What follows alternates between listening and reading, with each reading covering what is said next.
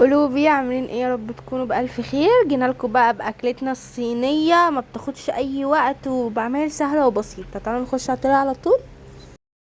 نخش بقى على الشغل بتاعنا كده على طول ومن غير كلام كتير. جبنا البانيه بتاعنا، او تجيبي صدور بانيه، والاحسن يبقى صدور. هتقطعي قطع مربعة كده خالص، والاحسن ولا كبيرة قوي ولا صغيرة قوي، تبقى حلوة كده انها تتاكل بسرعة.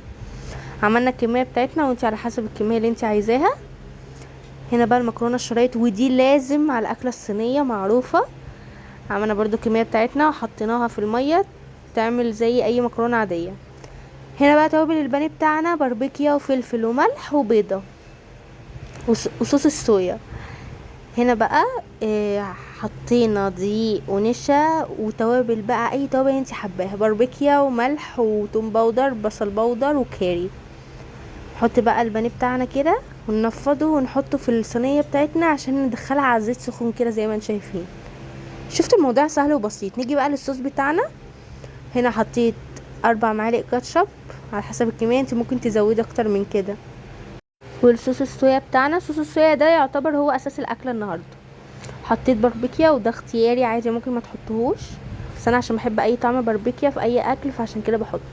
حطينا الخل وحطينا العسل، طبعا انت هتزودي عسل، وحطينا الملح بتاعنا، وحطيت مايونيز، ودي برضو اختياري لو انت عايزه تحطيها او لا، بس انا شايفه ان هو صوص فلا يتحط.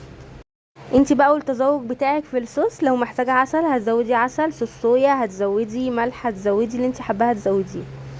هنا بقى جبنا كوبايه، حطينا 3 معالق نشا او 4، ونحط بقى الميه نغطي بيها الكوبايه زي ما انتم شايفين كده، وعلى حسب الكميه هتزودي. والميه بالنشا دي مهمه جدا في الصوص عشان تمسك الصوص بتاعنا. ونحطه بقى كله كده.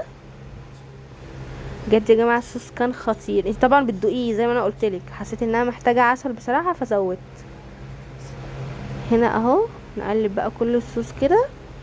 انا برضه زودت مايونيز على فكره، والمايونيز والباربيكيو بصراحه برضه اختياري زي ما قلت، بس بيدي طعم تحفه. الطاسه بقى بتاعت الزيت هنحط فيها شويه فلفل كده مع الصوص بتاعنا. فلفل الوان هنسيبه لحد ما يدبل، وبعدين هنحط الصوص، وبعدين بقى البانيه بتاعنا اللي احنا قطعناه. كده احنا خلصنا. نحط بقى المكرونه بتاعتنا. جماعه بجد كان طعمها تحفه بجد. اتمنى تعجبكم. ما تنسونيش بقى في كل جديد بنزله لكم سبسكرايب والشير واللايك والحاجات الحلوه دي. يلا باي باي.